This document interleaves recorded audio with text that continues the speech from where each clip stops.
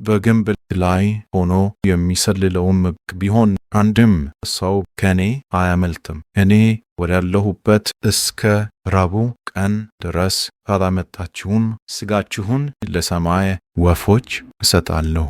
የእሁድ ምሽት በሆነ ጊዜ ንጉሡ ከዚያች ኮረብታ ላይ በጥቂት ሰራዊት ታጅቦ ወረደ። አባት ጌራ ወደሚባለው ዋዳን ደረሰ። በሰኞ ቀንም ሰራዊቱ ከዚያ ተነስቶ ንጉሡ ወዳለበት ዋዳን ደረሰ። የማክሰኞ ቀንም ንጉሡ የዚያን አገር ቤትና እህል እንዳይዘርፉ አዘዘ።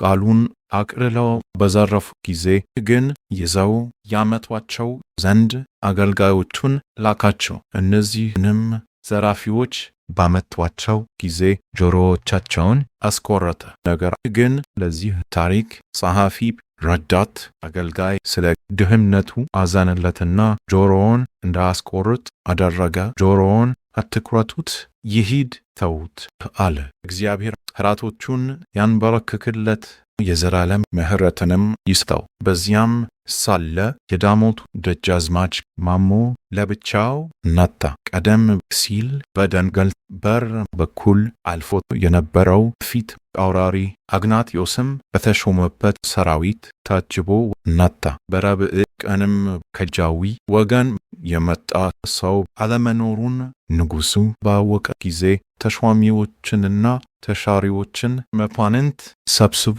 ስለ ጃዊ ምን ትመክራላችሁ አላቸው። ጃዊን እንግደለው፣ እናጥፋው ያሉ ሰዎች በዙ። ንጉሡም ወደ ደጃዝማች ተስፋ ኢየሱስ መልእክተኛ ልኮ በጎጃም ከሊበንና ከባሶ ሰራዊት ጋር ሆነህ ጃዊን ውጋውና ግጠመው አለው። የሊበንና የባሶ ሰዎችም ብርቱ ውጊያ ገጠሙት። ከጃዊ ወገንም ብዙ ሰዎችን ገደሉ። ቤታቸውንም በእሳት አቃጠሉ። ንብረታቸውንም፣ ጥሪታቸውን፣ ሚስቶቻቸውን፣ ልጆቻቸውን እንዲሁም ቁጥር የሌላቸውን ከብቶቻቸውንና በጎቻቸውን ማረኩ። ንጉሡም በሐሙስ ቀን አግናጥዮስን ፊት አውራሪ አድርጎ ከዋዳን ተነሳ። እስከዚህ ቦታ ድረስ ፊት አውራሪ የነበረው ግራ አዝማች ሕላዌ ክርስቶስ ነበረ። ደግሞም አደሩ። በዓርብ ቀንም ንጉሡ የብሮት አምባ ወደሚባለው እናሞራ ደረሰ። በዚያም የዳሞትና የአገው አቦሌ ቡታ ሰዎች በየፈረሳቸው ላይ የተጫወቱ እየቀለሉ ተቀበሉት። ስለ ጎልማሳነቱና ስለ ጀግንነቱ አደነቁት። ንጉሡም ለደጃዝማች ማሞና ለአዛዥ ብንያም ከአገውና ከመጫግ ጋር ሆነው ጃዊን እንዲወጉት አዘዛቸው። በቅዳሜ ቀንም ማለዳ ገሰገሱ። ነገር ግን ጋላ አልተገኘም። ያች ቀን ስላልቀናቻቸው ስላልተሳካላቸው አገውም ከዚያ በኋላ ተመለሰ።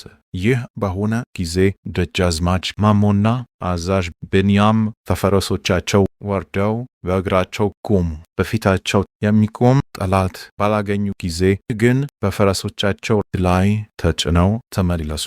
ቁስር የተባሉት እነዚህ ሰዎች ይህንን በሰሙ ጊዜ ምሕረትን እየለመኑ ወደ ንጉሡ ሄዱ። እየተንቀጠቀጡና እንደ ደም ጠብታዎች ላባቸውን እያፈሰሱ ነገሩት። የእምየው ሮጌና ነጮም በፍርሃትና በትሕትና ወደዚያ መጡ። እያንዳንዳቸውም እንደ ነነዌ ሰዎች ንስሐ ገብተው ጌታ ሆይ በድያለሁ፣ በደሌንም እመሰክራለሁ፣ እማልዳለሁ፣ ዳግመኛም ላለመበደል እለምንሃለሁ አሉ። መኳንንቱም በዚህ ነገር ላይ ተባብረው ከንጉሡ ዘንድ ምሕረትን ለመኑላቸው። እንዲህም አሉ፣ ጌታ ሆይ አገልጋዮችህን ማራቸው፣ አትበቀላቸውም፣ በደላቸውንም ተውላቸው፣ ይቅር በላቸው። በፊትህ ንጹሕ የሆነ ሰው የለምና አንተ ግን እንደ አባትህ መሐሪና ይቅር ባይ፣ ቁጣህ የራቀና ምሕረትህ የበዛ ነህ። ንጉሡም አዘነላቸው። የመኳንንቱን ልመናና የቀሩትን የጃዊ ሰዎችን ማለዳ ምህላ ሰማ።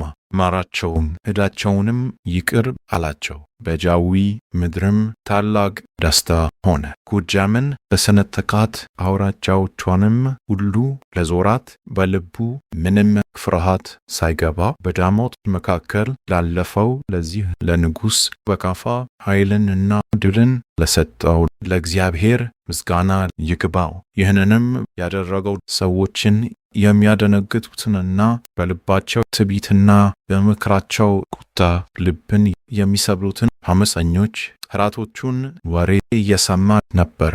በየካቲት 27 ቀንም በሐሙስ ዕለት ዛዌና ወንበርበር በዘረፋ ምክንያት ከባሻ አርከሊድስ አገልጋዮች ጋር ታላቅ ጦርነት አደረጉ።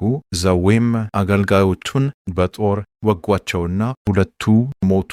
አንደኛው የባሻ አርከሊድስ የእህቱ ልጅ የሆነው ብርቱ ጎልማሳ ሲሆን፣ አንደኛው ግን ከብዙ ቀናት በኋላ የሞተ አጭር ሕፃን ነበረ። ነገር ግን የባሻ አርከሊድስ አገልጋዮችና ወታደሮች በረቱ፣ ድልም አደረጉ። ከዛዌ ወገን የነበሩ ብዙ ኃያላን ሰዎችን በነፍጥ በጠመንጃ ገደሉ። በሜዳ ላይ የባሻ መሳሪያው ነፍጥ ነበረና ንጉሡም ይህንን በሰማ ጊዜ የዳሞት ደጃዝማች ማሞ ጦርነቱን እንዲያስቆም አዘዘው። እርሱም በመካከላቸው ገብቶ እርስ በርሳቸው ለያያቸው። ንጉሡም ለብላቴም ጌታ ማሙዬንና ለቋራው ደጃዝማች ተስፋ ሂዱና ጦርነቱን ያስነሳውን ፈልጉ አላቸው። ሄደውም ከዛዌ ወገን ጦርነቱን ያስነሱ ሁለት ሰዎችን አገኙ። አምጥተውም አሰሯቸው። በኋላ ግን ንጉሡ መሐሪ ስለሆነ ማራቸው።